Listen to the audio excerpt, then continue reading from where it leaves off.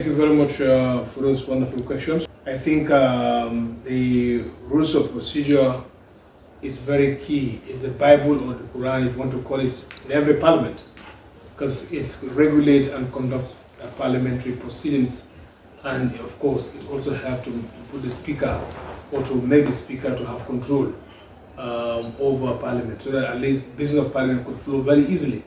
So decorum is very key, and key among them is to make sure that the prestige of parliaments are upheld by members of parliament. So in it, we are lucky to get it passed, though very tough, but they've got to understand that we must bring sanity to parliament. And vis-a-vis, we also need to also regulate our conduct and how we address each other. We come from different backgrounds. It's important that we regulate ourselves. The parliament, so basically from different background, different culture. So when you come here, we deliberate with respect and having dignity for each other.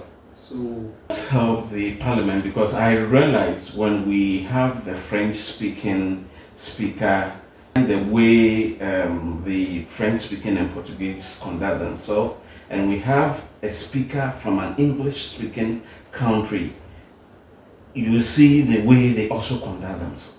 Yeah, naturally, technically, you have different parliaments. The Anglophone, that is the CBA, the Commonwealth Parliamentary System, and of course you have the Francophone Parliamentary System. So these are two parliaments. We were trying to bring a compromise, like a hybrid system, to incorporate both the best practices from the Francophone and also to incorporate best practices from the Anglophone system. So basically, you can see it manifesting time to time. In terms of procedurally, issue of motion, how to interject, here and there. But alhamdulillah, we're getting there. It's slowly by slowly.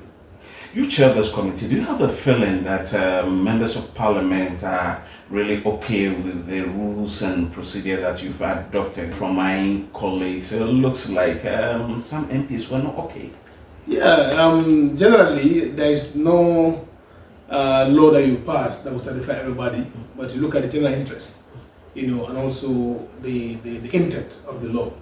So we are trying to address the mischief here. So basically, the revised rules of procedure that I chair as chair of the committee, we look at the conduct of members.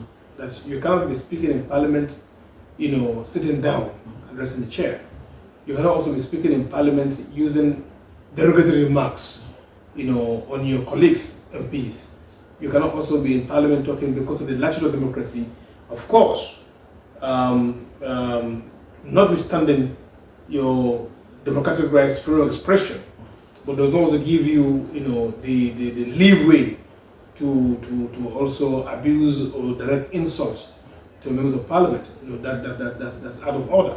So we try to regulate all those things, and also even they are coming to parliament. We have also put some punitive measures, punishment, that if you are absent, for over 1/4 of the session, then you tend to face disciplinary action through the Committee on Excellent Privileges. And also, we also establish a quorum, that the quorum should be 50+1. So there are so many progressive things that we revise to make sure that Parliament, stand the test of time. Are you sure this Parliament can enforce that? Look at the number of Nigeria. They are 35.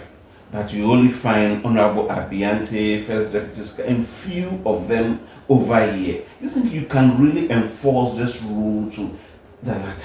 Yes, even today, this morning, because I presided today, before I started the session, we were 1 hour late in session. When I came in after having a roll call of members, I fall short of one member, to start a quorum, and I was challenged that we have a quorum. And then I asked the Secretary General to recount members again.